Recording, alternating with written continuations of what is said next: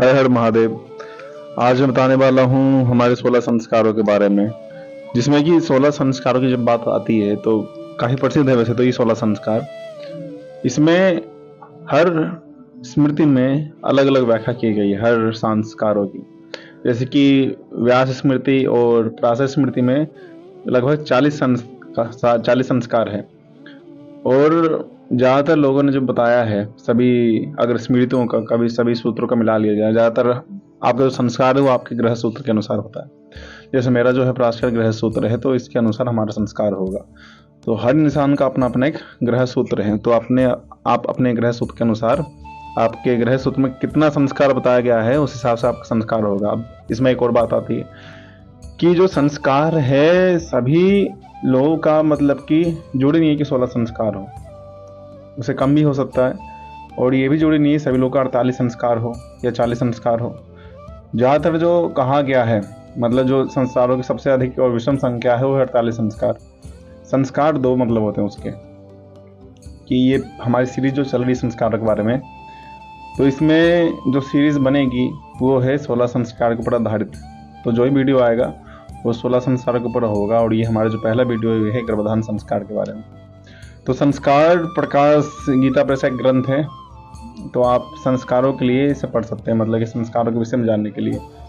लेकिन साथ ही साथ आपको अगर अच्छे से जानना है तो फिर हिंदू धर्मांक है, साथ ही साथ और भी अलग अलग ग्रंथ है।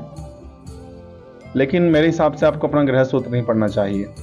लेकिन थोड़ा इस टाइम पे लगा लेता हूँ इसे। इस टाइम पे हो सकता है कि मिलना मुश्किल हो, क्योंकि हर जगह उपलब्ध भी नहीं है। कार के दो मतलब होते हैं, दो तरह के संस्कार होते हैं। एक वो संस्कार जो हमारे दोषों का परिमार्जन करे, हमारे दोषों को हटाए, तो वो भी एक संस्कार होता है। दूसरा वो जो हमारे अंदर गुण का आधान करे, इसे कहते हैं गुणाधान संस्कार, जिसके हमारे अंदर विशेष गुण आते हैं। जैसे कि कर्म भेदन करना, चूड़ाकरण संस्कार, इससे हमारे दोषों की शुद्धि होती है और इंसान वो उत्कृष्ट बनता है। जिस तरह से एक फसल होती है धान्य, जब धान को हम ऐसी जमीन से उखाड़ के कच्चा नहीं खा सकते, उसके लिए उसका संस्कार करना पड़ता है, शुद्धि करनी पड़ती है। तो वही शुद्धि उसका मतलब दोषों को हटाता है और उसे खाने लायक बनाता है।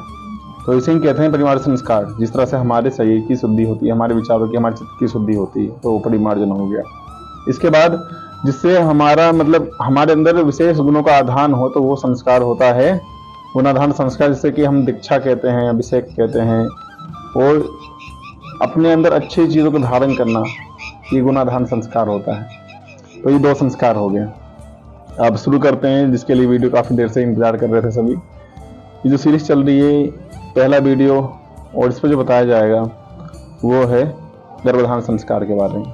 गर्भाधान, जब कोई किसान खेत में जब हल चलाता है, ये किसानी करता है, तो वो सब करने से पहले उस क्षेत्र की वो शुद्धि करता है।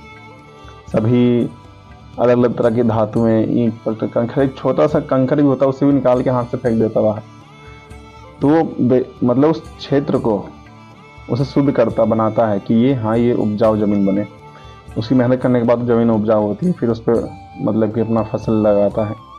इसी तरह से गर्भाधान संस्कार है, मतलब कि गर्भ को स्थापित करना गर्भाधान संस्कार। कि कोई एक ऐसी आत्मा है जो वो आत्मा आध्यात्मिक बुद्धि से युक्त हो, जो मतलब कि अपना कुछ ना कुछ योगदान दे किसी न किसी हिस्से में, इस देश के लिए, अपने राज्य के लिए, अपने माता पिता के लिए। एक ऐसी आत्मा है जो कि आध्यात्मिक बुद्धि से युक्त होने के साथ ही मतलब कि उत्कृष्ट तेज हो, उत्कृष्ट तेज से युक्त हो। तो वो कैसे होगा? उसीलिए कहा गया है कि मतलब कि ये जन्म होने से पहला संस्कार है। मतलब इंसान जब आत्मा आती नहीं है ना शरीर के अंदर, मतलब कि गर्भ जब आता भी नहीं है, तब का ये संस्कार है। गर्भ से पहले का संस्कार गर्भाधान संस्कार। गर्भाधान संस्कार का जो लक्षण है या जो प्रभाव है, ये सीधे आने वाले बच्चे के चित्त पे पड़ता है, उसका चित्त शुद्ध होता है। साथ ही साथ गर्भाधान संस्कार के लिए माता और पिता दोनों का सदाचार परायण होना चाहिए, दोनों सदाचारी हो। क्योंकि जो मैथुनी सृष्टि है, अगर देखा जाए तो ये फिर पशु में भी है। और अगर बिना गर्भाधान संस्कार के अगर ये आप कर्म करते हैं, तो आप भी पशु जैसे ही हो जाएंगे, पशु तुल्य। तो यही एक चीज है गर्भाधान संस्कार, जो आपको पशुओं से भिन्न बनाती है, आपको मानव बनाती है। इसीलिए जो गर्भाधान संस्कार है वो काफी सरल है।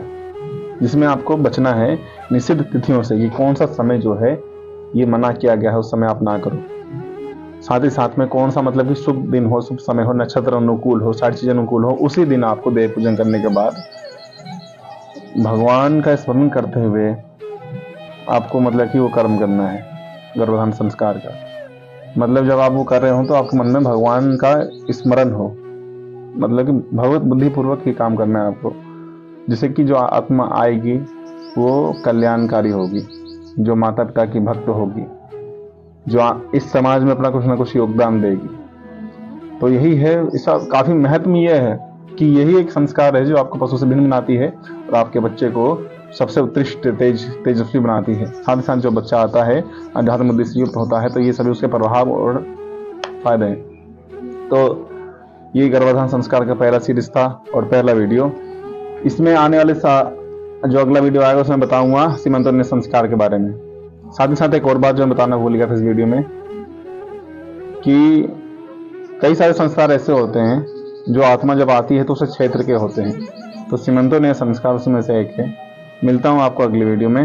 हर हर महादेव।